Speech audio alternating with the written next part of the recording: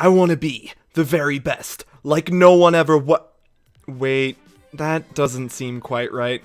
I'm my own user number, and today we're looking at Yokai Watch.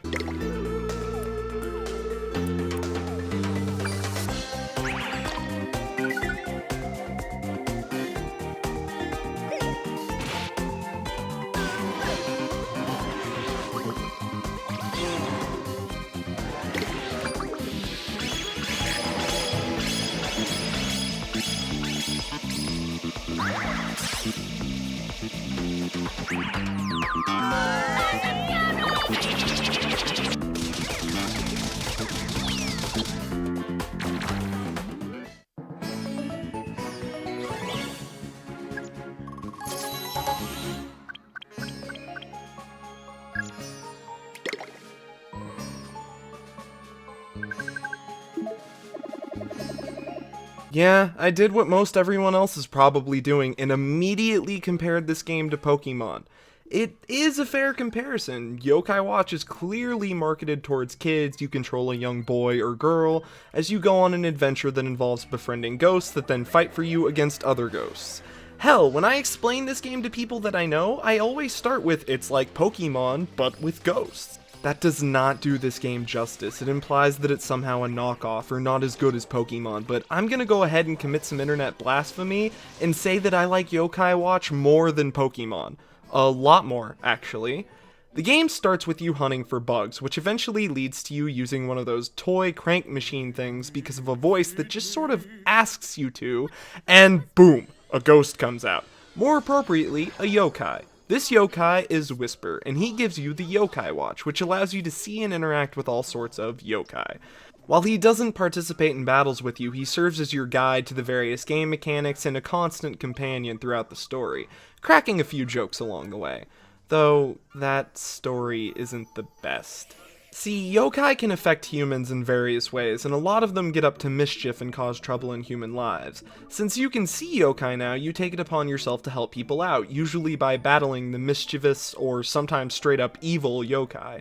And that's really all you do for the majority of the story. There is an overarching story of Whisper wondering what's causing so many asshole yokai to show up, and you do find out and resolve that by the end of the game, but I never felt very invested in the story. There's nothing to keep you going forward moment to moment, and everything just feels sort of disconnected and random. Maybe that could have been avoided if there was a constantly present villain or rival of some kind. Though there is a rather healthy amount of witty or funny dialogue, usually involving Whisper, so it's not all bad. But wait, you say, why do you like this game so much if the story is just meh? That would mostly be the combat. You bring a party of 6 yokai into battle, and they appear on a wheel on the bottom of the screen. At any given time, 3 of them will be out actively fighting, and you can rotate the wheel to change which 3 are out at any given time.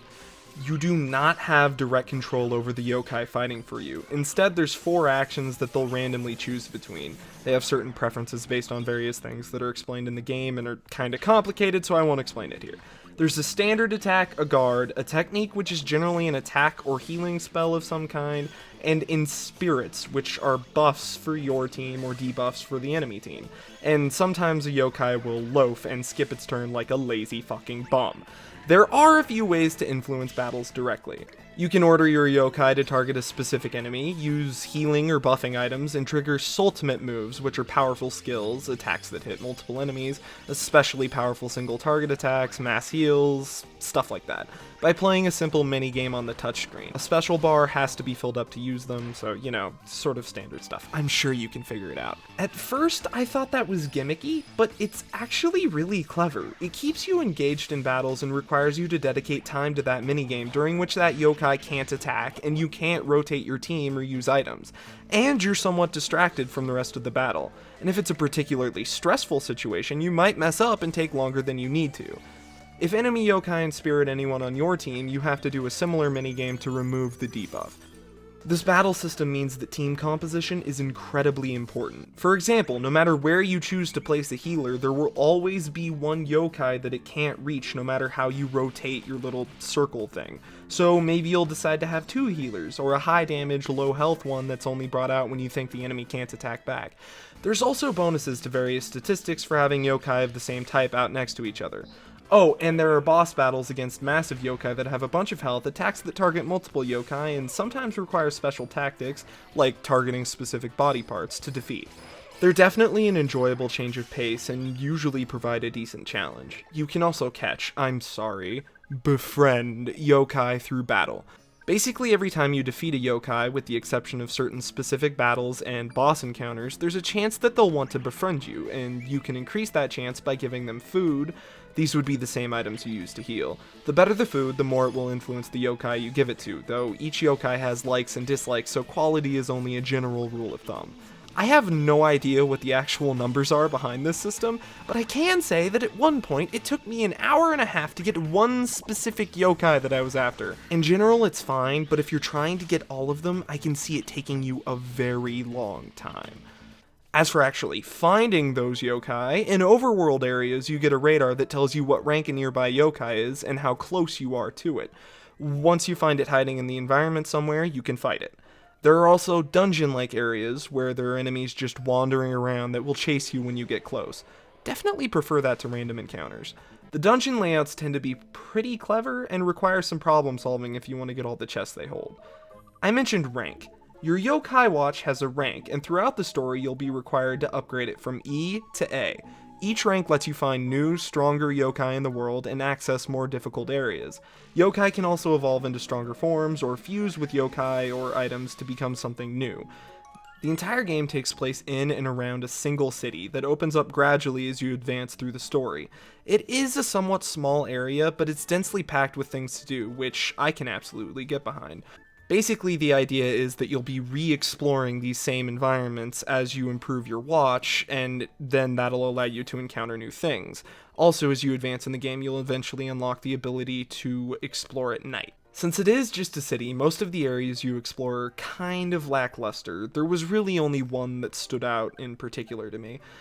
You never have to go very far to get to where you're going, and you tend to move pretty fast, even faster once you get the bike. Shit, there's even a fast travel system later on, which honestly it didn't need, but it's still really nice that it's there. There's a number of side quests that you can do that are all marked on your map. Usually it's some sort of yokai causing trouble, a problem that you need a specific yokai to solve, or a fetch quest. Most of them aren't that significant, but they do give experience, so it can be a nice alternative to grinding if you need to level up. Yokai designs range from anywhere from cute, to ugly, to badass, to just bizarre. There's a lot of variety, discounting a few recolors. You'll be running into new and interesting yokai the entire time. As long as you remember to update your team with stronger yokai as you upgrade your watch, you should manage to get through the main story relatively easily. But if you're a challenge seeker, you won't be disappointed after that. There is a lot of post-game content. After you beat the game proper, you can upgrade your watch to S rank, which of course allows you to encounter new and stronger yokai and access new areas. New and actually difficult and interesting side quests open up, most of which involve battling S rank yokai, and there's a post-game dungeon on top of all that. All of this can and will kick your ass. Even after a bit of grinding, the content is still challenging and requires you to develop a solid strategy and team to succeed. Even though this game has a lackluster story, it's brimming with charm and has a really solid set of mechanics that are pushed to their limit if you try to tackle everything. Oh, and it doesn't have that weird animal fighting ethical concerns thing that Pokemon has, though everything is a ghost. They may try to glaze over that, but that means that all of the yokai were living at some point. And since they're old-looking yokai, that implies that the other yokai died young, which is incredibly tragic. And I thought this was supposed to be a kid's game, so why the fuck are they cool with just talking about the tragic backstory of this cat ghost who got hit by a fucking car and died?